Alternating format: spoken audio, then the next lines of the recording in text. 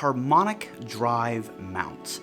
They offer all the benefits of a traditional equatorial mount without all of the headaches. ZWO has led the way with their innovative AM5 and took the astronomy community by storm with their lightweight, high payload capacity mount that perfectly integrates into their ASI air control system. The ZWO AM5 was among the first to start this new wave revolution, and we're here to tell you that this storm surge is not over.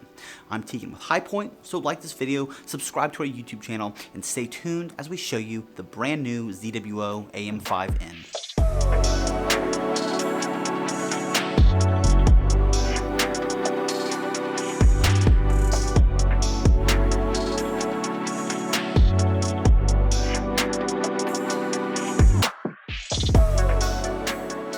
The AM5 that started it all looks, feels, and performs like cutting-edge design. When we got our hands on the brand new AM5N, we were happy to see that the look of this new mount was very similar to that of the old. However, when we started to get into the details, we found that the AM5N offers more than just looks. Its refined power, precision, and quality of life improvements make the AM5N a perfect mount for anyone starting their astrophotography journey or any veteran who is looking for a reliable mount for a streamlined rig.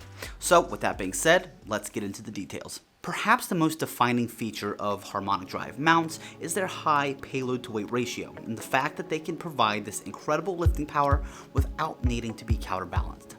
It comes as no surprise that the AM5N continues this trend. Its flashy red housing, weighing in at just 12.1 pounds, is capable of carrying 33 pounds of gear. Now this is about 5 more pounds than the AM5 offered, which isn't going to necessarily put the AM5N in a new weight class, but given the complexity of the imaging rigs out there, we'll take what we can get.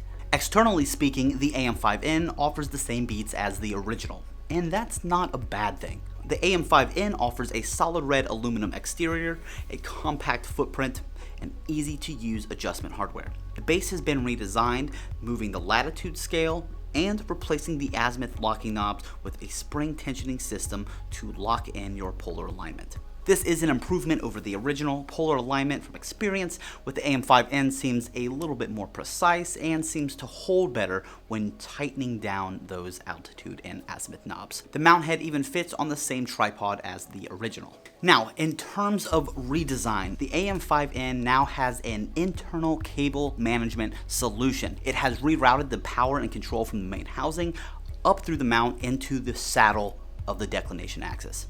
This puts a 5.5 by 2.1 millimeter 12 volt output and a USB-C port for controlling the mount on the deck saddle, allowing you to power and control your entire imaging rig without a single cable crossing the deck axis. Now this completely eliminates session-ending cable snags or even equipment-ending cable snags. This allows for 360-degree rotation in the declination axis without this issue. Now with the AM5N, I didn't have to go outside and babysit the meridian flip, or I didn't have to babysit the mount when it changed targets in the middle of the night. Saying that having all the cables above the declination axis in a streamlined manner saved me a lot of stress is a complete understatement. This internal cable management solution completely changed the way that I look at the brand new AM5N. Again, definitely a game changer.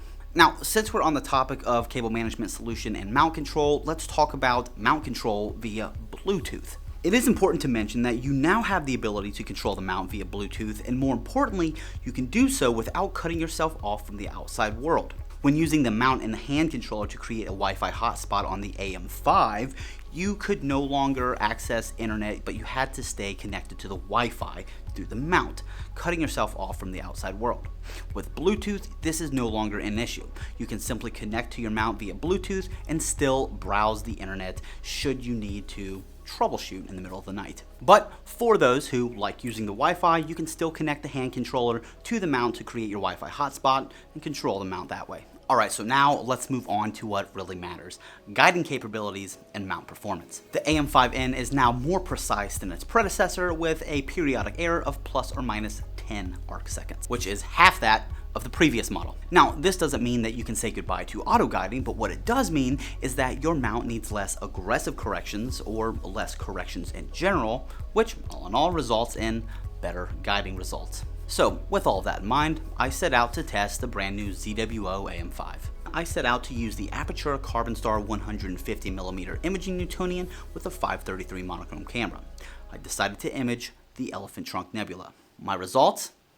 You guessed it. The mount performed beautifully as expected. The periodic error was low and tracking was great, and I was guiding at 0.27 to 0.35 arc seconds on average. The confidence I had knowing that the cable wrap wasn't an issue made this experience all the better. We have all come to appreciate what ZWO brings to the astronomy community. You can see their passion and commitment to creating new things to make our lives easier.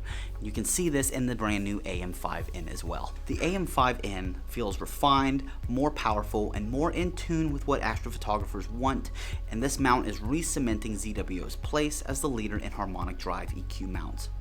Again, I am Tegan with High Point. Thank you so much for tuning in, and clear skies.